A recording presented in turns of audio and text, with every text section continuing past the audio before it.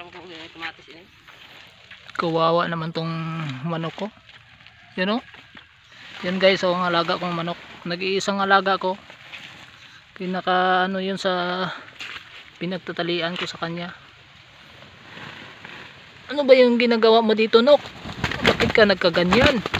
Nako, huwag kang pumalag. Huwag kang pumalag. Parang si ano ka, si chicken manok ka. So ginagawa mo yan. Ayusin mo kasing galaw mo.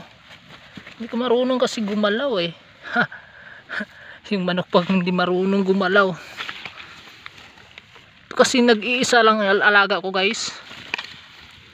Nalagaan ko to kasi hanapan ko pa to ng ano, ng kasama.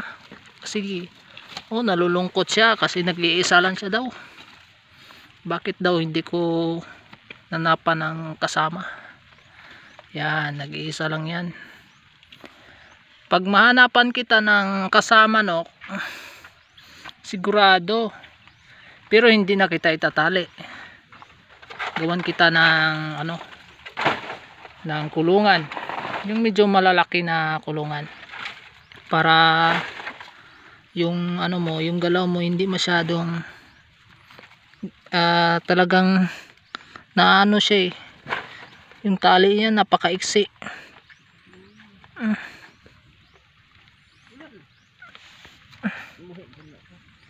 Kinunan kita ng ano, Nok. Yan. Kasi ipapakita kita sa mga idol ko. Ang gwapo ng manok ko. Ito yung alaga ko guys. Bagong bili lang guys. Yung pure Bisaya guys. Yan o. Yan. Pag mahanapan ko to ng ano, ng kasama, sigurado na hindi na malulungkot. Nalulungkot siya eh, you know. Kita sa mukha niya nalulungkot siya. Yan.